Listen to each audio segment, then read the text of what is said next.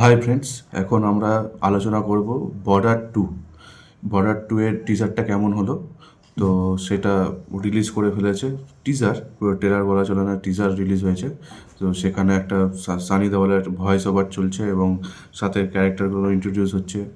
আমাদের আহান শেট্টি, বরুণ ধাওয়ান এবং দিলজিৎ, এই তিনজন ক্যারেক্টার রিভিল হচ্ছে এবং তাদের হালকা হালকা করে তারা কোন পজিশনে আছে আর্মিতে সেটাও দেখানো হয়েছে এবং আস্তে আস্তে একটা করে যে ব্যাক স্টোরিও আছে সেটাও দেখাচ্ছে এবং সানি দেওয়াল খুব জোরে জোরে চিৎকার করছে এবং সানি দেওয়ালের যে পুরানো ইমেজটা সেটাই রিপিট করা হয়েছে। তো আমার খুব একটা ভালো লাগেনি, খুব একটা খারাপও লাগেনি, অ্যাভারেজ লেগেছে।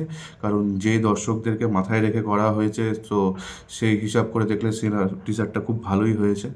হ্যাঁ, অনেকে আবার মনে করতে পারে যে না, টিজারটা সে আপ টু দ্য মার্ক হয়নি, যে বর্ডার 1 সেটার মতন অতটা ভালো হয়নি। কিন্তু না, বর্ডার 2 যে এখন যেই টাইপের সিনেমা চলছে, যে টাইপের ওয়ার মুভি চলছে, তো অ্যান্টি পাকিস্তান ওই মুভি, সেই হিসাব করে দেখলে বেশ না, টিজারটা যথাযথ ভালো করতে পেরেছে। এই ডিরেক্টরের প্রিভিয়াস ওয়ার্ক কেশারি, সেটা বিশাল বড় হিট হয়েছিল অক্ষয় কুমারের সাথে।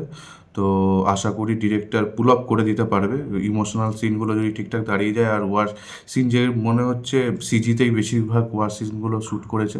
তো আশা করি খারাপ লাগবে না। ওই 26 জানুয়ারি রিলিজ করবে, হলে সবার মধ্যে সবাই দেখবে। ও বেরিয়ে যাবে, কিছু কিছু সিন যদি বিলো অ্যাভারেজও হয়, ও ঠিক সিন সবার মধ্যে বেরিয়ে যেতে পারে। তো আশা রাখছি সিনেমাটা মোটামুটি একটা ব্যবসা করবে, আর ব্যবসা করার জন্যই সিনেমা বেরিয়েছে, এমন কিছু জ্ঞান দেওয়ার জন্য সিনেমাটা নয়। তো যাবেন, ওই একবার ওয়ান টাইম ওয়াচ, এরকমই আমার মনে হচ্ছে। এমন বেশি হাই এক্সপেকটেশনও রাখা যাবে না এই সিনেমা থেকে।